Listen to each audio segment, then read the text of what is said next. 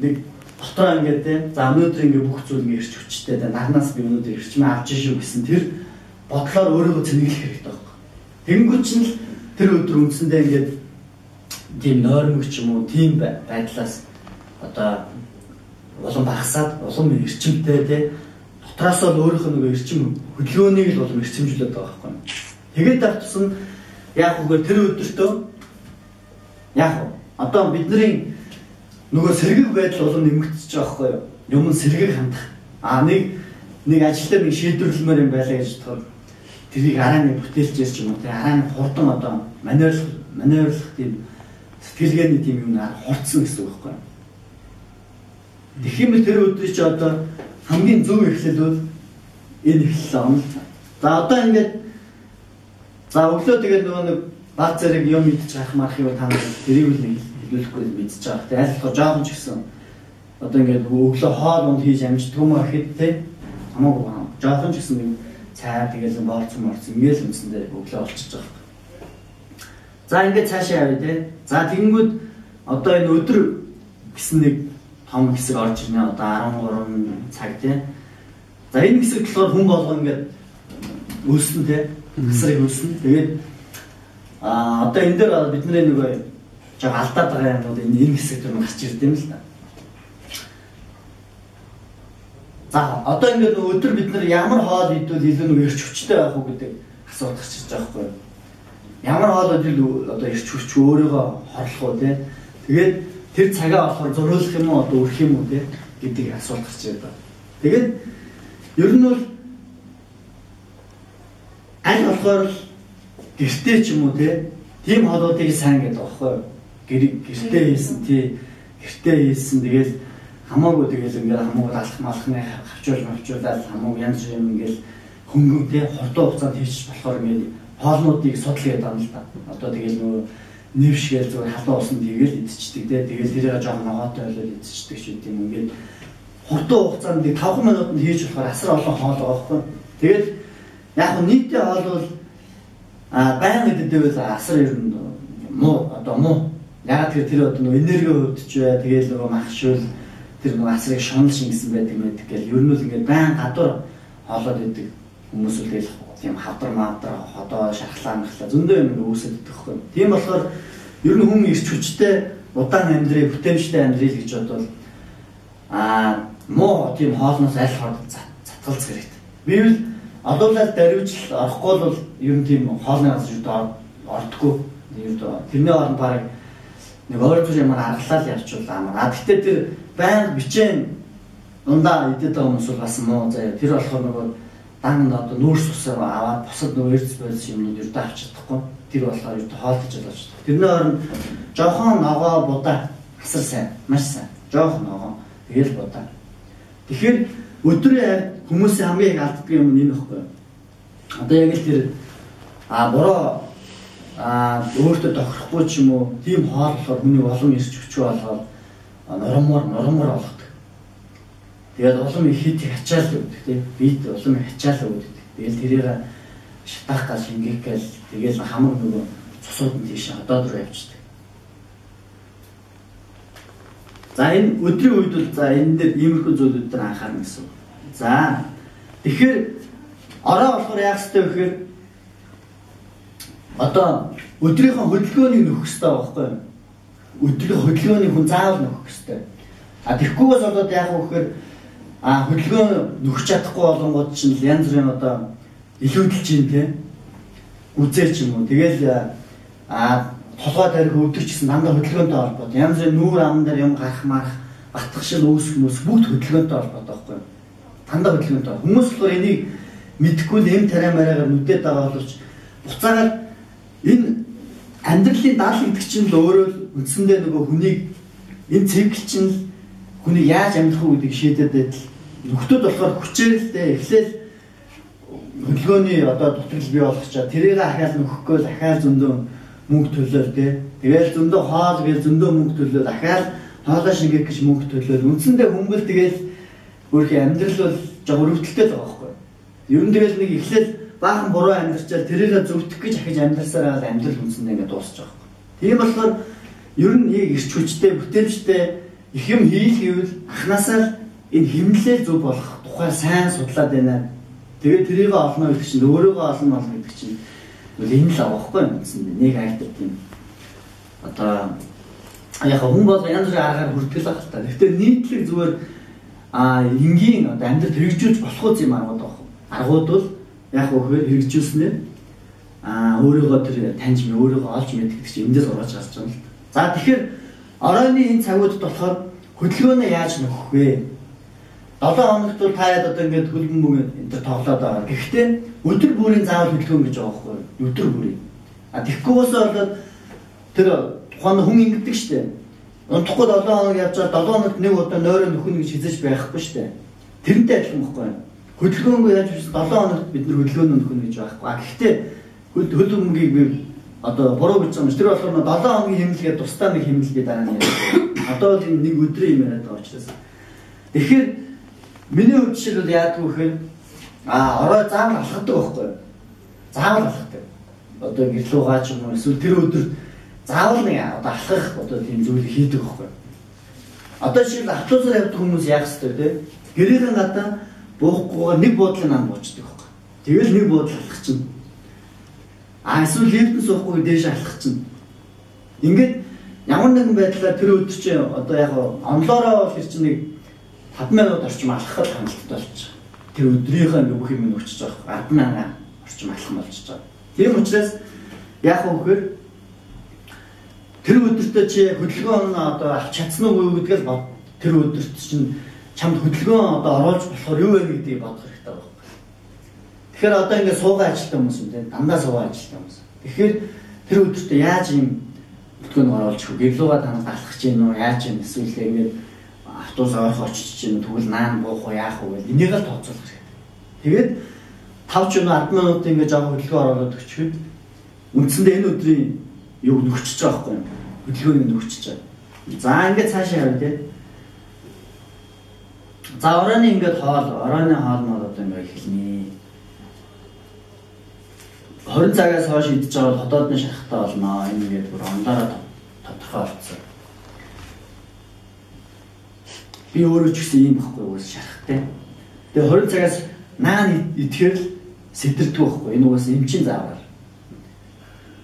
Тэгэл 20 цагаас хойш идэх нь угаасаа ойлгомжтой. Өтгөн чинь өглөө ингээд янз бүрийн цуснаа толхон болтой тусалтай гарч ир. Шахаад бутараас сэтрээд юм гэсэн. Тэгээ энэ болохоор эмчилгэд хэлбэр л да. 20 цагаас хойш идэхгүй байх хэрэгтэй. Тэгээд нөгөө зааврын дагуу хүн тоолоо дараа багасгаал явчихж байгаа. За тэгээд ер нь бол яг ингэж хэлж байгаа юм л да.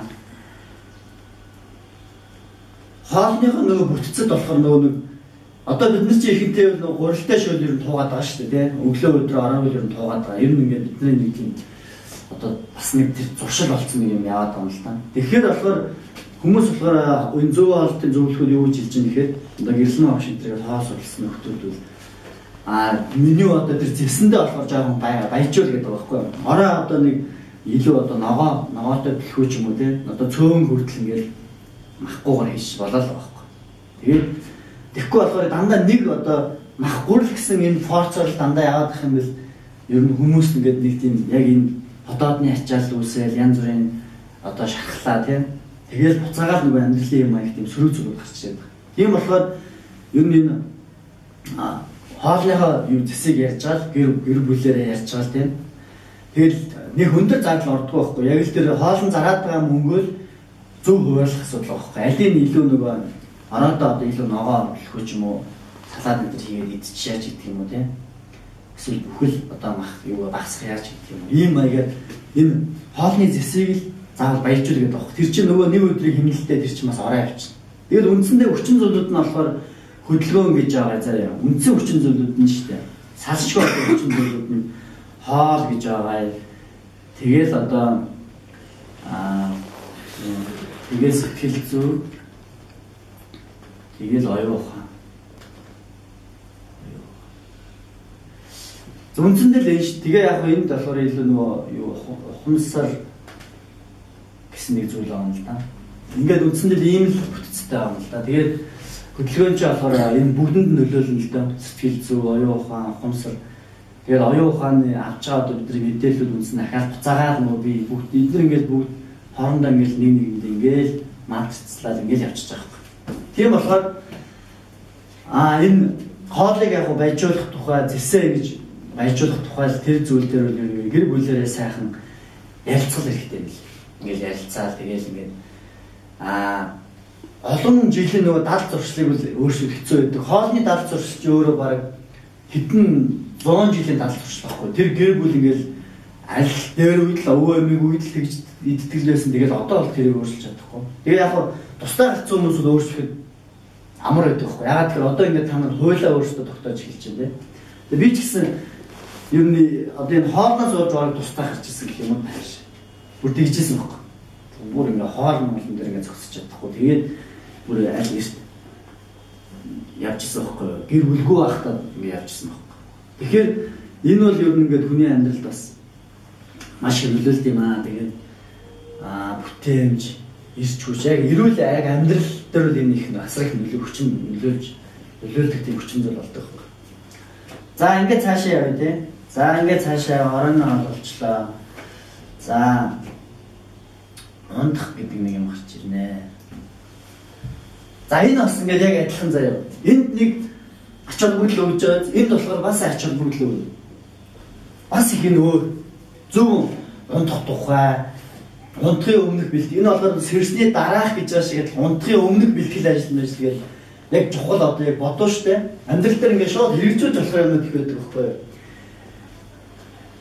Ер нь сургалтын үр дүн юу вэ гэхээр амьдралдаа нэг л зүйлийг дал зуршлыг та нар амьдралдаа хэрэгжүүлчих юм бол үр дүн байхгүй юу? Тэрээс биш зөндөө гоё юм сонслоо гэд гараал мартчихвал энэ үл ямар ч үр дүн болж. Тэгэхээр аль болохоор нэг ч гэсэн дал зуршлыг яг ингээд туршиж үзээд те. Тэгээ нэг дал зуршил чинь 30 хоног байдаг байхгүй юу?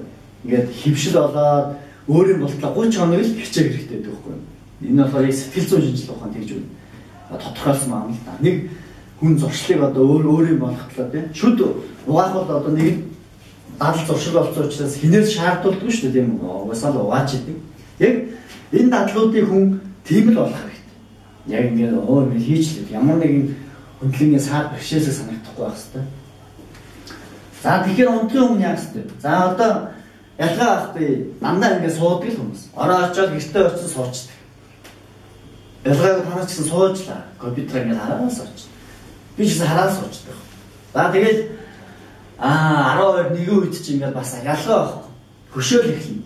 Ингээд нүрг алаа хайл ядраал эхэл. Тэгээд тэр чигээр унтаад бол нойрч өрөхгүй. Ингээд хөшөлтөөл би юм чи ингээд. Тэгэхээр унтахын өмнөх бэлтгэл ажил маш чухал. Унтахын өмнө болохоор энэ хөшөлтсөн нөгөө очоод бид нар ингээд 7-8 цагаас хойш сууччихсан ялгаа авах телевизийн өмнө ч ингээд суучж байгаа нөгөө тэр хөшөө заавал арилгачиж унтах хэрэгтэй. Тэгвэл би чи амрахгүй. Би чи амрахгүй бол буцаад дахиад нөгөө цикл руу орчих. Тэгэхэд бол бүгдээ сулж өгнө. 5 минут дахиад 5 минут. Тэгээд ер нь нэг 2-3 хаалт судлах бүх одоо булчин шүргийг дасгал. Судлах 2-3 дасгал байгаа заяа. Зүгээр одоо ингээд бүх биеэ судлаад бүх толгой одоо хүзүүг ингээд судлаад зүгээр ингээд доош ингэчих байгаа байхгүй юу?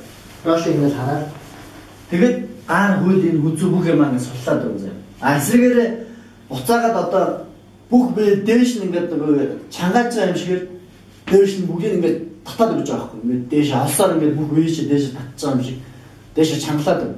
Тэгэнгүүт энэ суух үед болохоор хүний бие ямар процесс явагддаг вэ гэхээр энэ нейронууд чинь дандаа урагшаа бүхтийг маягаар болоод даралтууд нь өөр болчдөг байхгүй.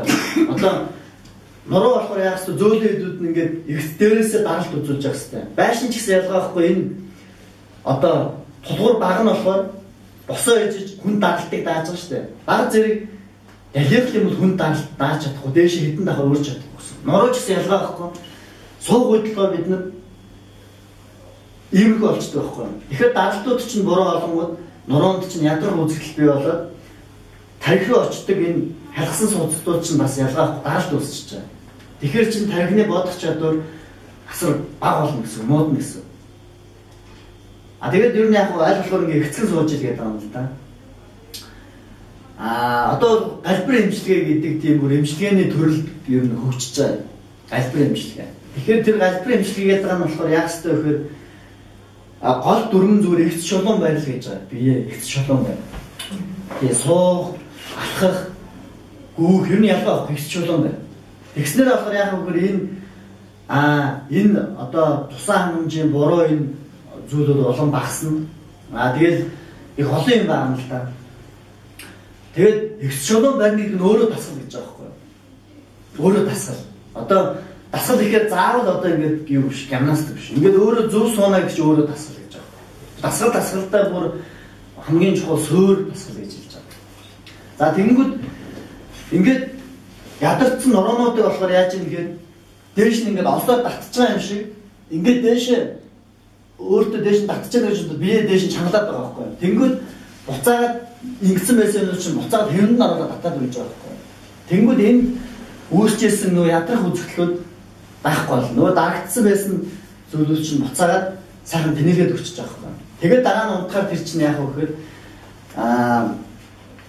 илүү одоо сайн амарч ирэн заяа. За тэгээд ер нь бол одоо хүмүүс